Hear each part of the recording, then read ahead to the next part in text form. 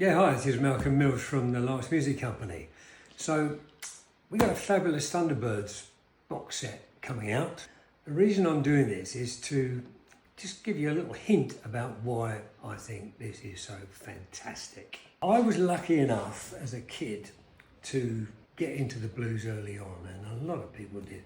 So this is really more about how come white teenagers got turned on to the blues and why the Fabulous Thunderbirds are so good at it when they arrived on the scene. So first of all, over here in London, in around about the early 60s, it was pretty slim pickings if you wanted to know anything about the blues at all.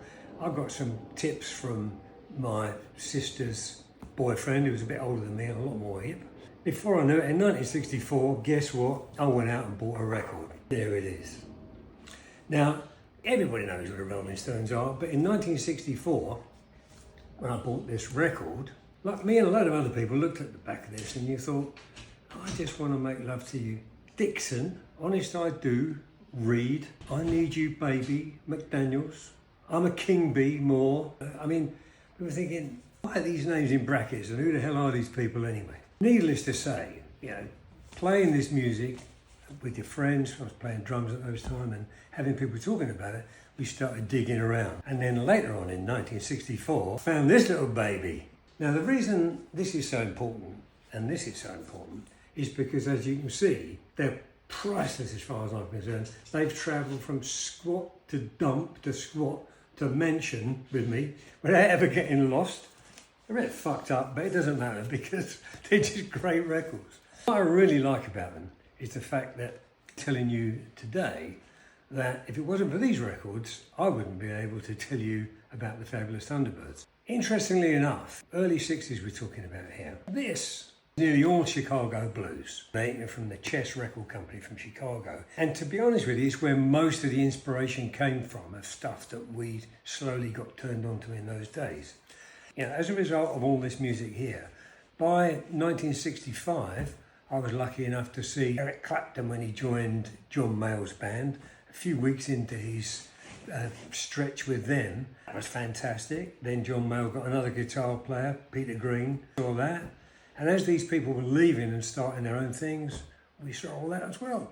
And there were bands like Savoy Brown Blues Band, Black Cat Bone with Paul Kossoff, and the endless supply of local blues bands, Chicken Shack. I could go on. The main thing is, that little British blues explosion that happened went sending a tidal wave back across the Atlantic to America, and American bands started turning on to stuff that was in their own backyard that really had been ignored, and it wasn't been for the Rolling Stones. So after 3 or 4 years of this blues wave, to be honest, it started getting a bit tired. Same old thing, done by a succession of people who were making a good fist of it, but it lost its appeal because it had become too anglicised in my view. That's why in the late 70s, mid to late 70s, when the Fabulous Thunderbirds' first album took off, that's why it made such an impact. I think probably the best thing I can do is read you a little extract from something that's in the box set, written by Denny Bruce, who was the producer of the first Fabulous Thunderbirds albums. And it's his introduction to how come he got involved with the band in the first place,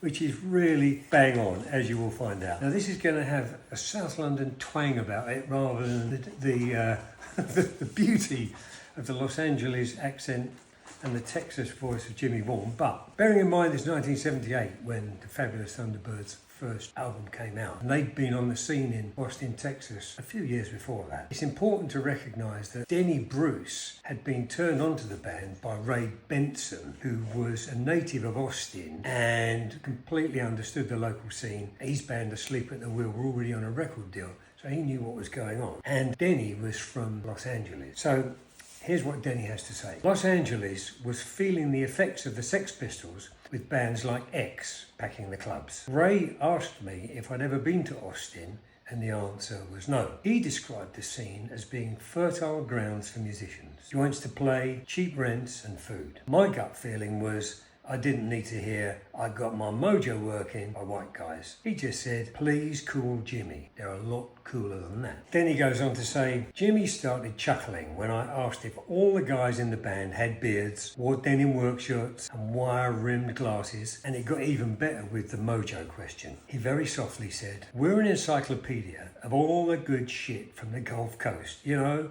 Lightning Slim, Lazy Lester, Ex-Cello, Texas Shuffles, Rockin' Cajun. Muddy Waters helped us get a gig in Boston when he said Kim, our harp player, is the best he has heard since Little Walter. Our bass player did a gig with Johnny Winter, then went across town to play bass in a Chicano show band where he had to dance the sideways pony with a tambourine on his hip. To answer your other question, well, we're all 27-year-old handsome motherfuckers that dress cool and our music drives girls wild. Then he goes on to say, while wondering who Lazy Lester is, I tell Jimmie, I'm on my way. Yeah, so coming back to this great record, as I said, this is all Chicago blues on here. And the reason the Fabulous Thunderbirds were so different was the kind of material that they were drawing on was all the really good stuff that hardly anybody knew about that came from the Gulf Coast and East Texas, you know. And that's what made them so special. It wasn't just somebody doing, I got my mojo working again, or dust my broom, you know. These were really well-researched, passionately played tunes by people who were living it, and nobody else was capable of playing that kind of stuff to the standard that they did, and that's why they were special. There you go. Denny wasn't wrong. The Fabulous Thunderbirds, that first album and the music they made, is the best resurrection of blues played by white guys imaginable. It never stopped. From the moment they started doing it again, on they went. And the box set that we've got coming out is all the stuff that features Jimmie until he left in 1989. Plenty of rare stuff on there. I could go on, but the main thing is I wanted you to know I'm so enthusiastic about this because it all started here. What can I tell you?